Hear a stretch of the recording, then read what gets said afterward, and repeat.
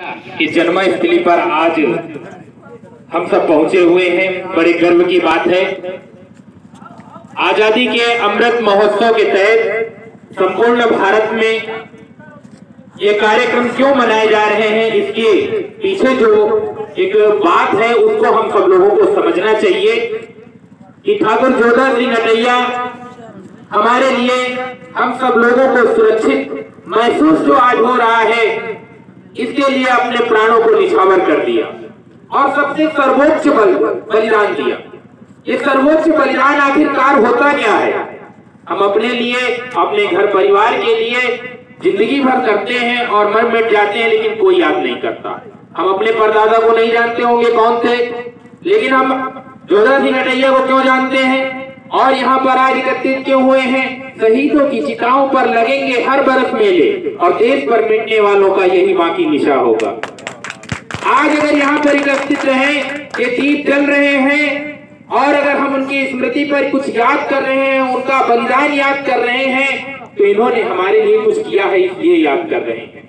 एक कहानी मेरी स्मृति में आती है कि भारत माँ को लोग कैसे याद करते थे उस समय, आज हमारे जहन में नहीं है। हम लोग किस तरीके से बढ़ रहे हैं, हम लोग अपनी देश और संस्कृति और सभ्यताओं को बचाने के लिए आगे आ ही नहीं रहे हैं। हम तो केवल अपने तक सीमित रह चुके हैं और सीमित रह गए, हमारा सब कुछ खत्म होता जा रहा था। लेकिन अब कुछ ऐसा हुआ है कि आजादी का अमृत महोत्सव क्यों मनाया जा रहा है? क्योंकि देश में तमाम ऐसे क्रांतिकारी बलिदानी है जिन्होंने अपने प्राणों को निछावर किया, लेकिन वो आज तक गुमनाम है। क्या ये जन्मस्थली गुमनाम नहीं है?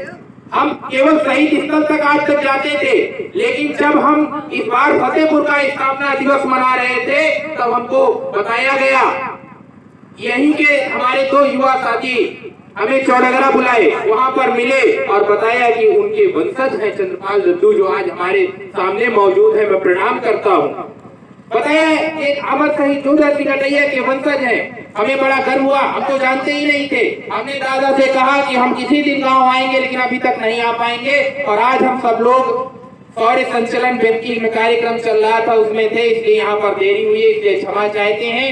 एक बच्चा माँ से अपनी हट करता है। उसकी माँ बड़ी विपन्न थी, बड़ी गरीब थी, कुछ नहीं खरीद सकती थी। मेला जाने की जिद करने लगा और जब उसकी माँ मेला लेकर के उसको गई और मेले में उसने जो भी चीज देखी बस उसी की हट करने लगा कि मुझको ये खरीदना है, मुझको ये खरीदना है, ये खिलौना लेना है, ये चीज लेनी है, ये वस्तु लेनी है, सब कुछ लेने की जिद करता रहा और माँ उसके साथ मेले में घूमती रही। किसी तरीके से वो बच्चा अपनी माँ से बिछड़ जाता है और जब माँ से बिछड़ गया और बिछड़ने के बाद किसी तरीके से वहां पर स्थायी चौकी जो मेलों में बनाई जाती है, वहां पर उस बच्चे को पहुंचा तो बच्चे के सामने वो सभी प्रकार के खिलौने रखे गए कि ये ले लो, ताकि वो बच्चा चुप हो जाए। लेकिन जानते हो क्या कह रहा था? नहीं, मुझको ये खिलौना नहीं चाहिए, मुझको माँ चाहिए।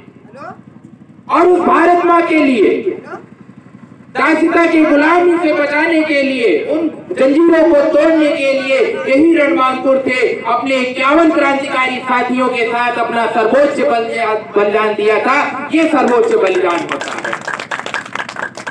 महाराजा सिंह को कोई नहीं जानता और वो पहुर गए थे। उन्होंने उस मार्ग से पहुर से शिवराजपुर तक ले जाकर के यहाँ पर अंतिम संस्कार किया था, लेकिन हम उनको नहीं जानते। कोराई जैसा गांव हमारा है, हम उनको नहीं जानते। हिकमतुल्लाह पार्क बना हुआ है, उनका बलिदान क्या है हम उसको नहीं जानते। ठाकुर दरियाव सिंह को हम लोग नहीं जानते। हम 51 क्रांतिकारियों को नहीं जानते हैं। क्या अभी तक वो उपेक्षित स्थल फिर से कुछ बन पाएगा या जन्मस्थली पर कुछ हो सकेगा?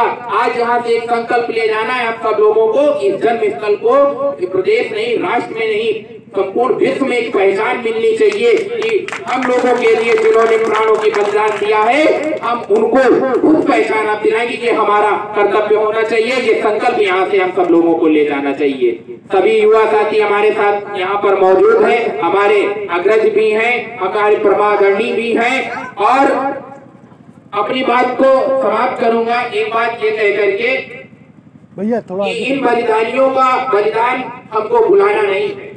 आने वाली भावी पीढ़ी से वाकिफ हो सके। आज चंद्रपाल जद्दू की क्या स्थिति है? बहुत सारे नेता हुए, मैंने कल तक भी देखा था कि कोई यहाँ पर किसको किसको आना था, बड़े नाम लिखे थे, हम लोगों ने सभी को आप लोगों ने बुलाया था, लेकिन उनके पास इतना समय नहीं है कि उन बंजारियों के लिए समय निकाल सके, बड़े बड़े कार्यक्रमों में आए, क्योंकि जहां पर जिसका स्वार्थ होता है वहां हो जाएगा। अब बंजारियों से क्या स्वार्थ है, इस स्थली से क्या स्वार्थ है? हम सब लोग अगर ये ठान लेंगे कि जब यहाँ पर कोई आएगा और उसको इस जन्मस्थली के बारे में वाकिफ कराएंगे, अगर उसको नहीं पता है तो हम उसका बहिष्कार करेंगे।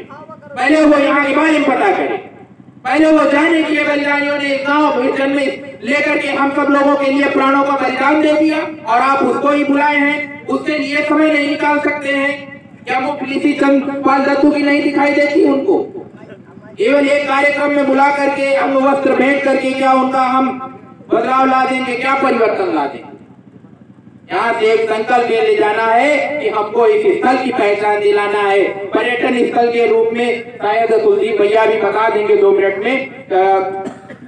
शहीद स्थल बावनी इमली को पैसा भी आवंटित होना है, इसके एक दिन मैंने अखबार में भी पढ़ा था खबर। पर्यटन स्थल घोषित भी हो चुका है, काफी समय रहा, सरकारें आती नहीं, लेकिन किसी ने उसकी ओर ध्यान नहीं दिया। आप समय परिवर्तन की ओर है और युवाओं को पता है कि अगर परिवर्तन कोई लाएगा तो यही युवा लाएंगे। इनके पास अपूर्ण अपार शक्ति है और इसी युवा शक्ति के बल पर परिवर्तन आएगा। मैं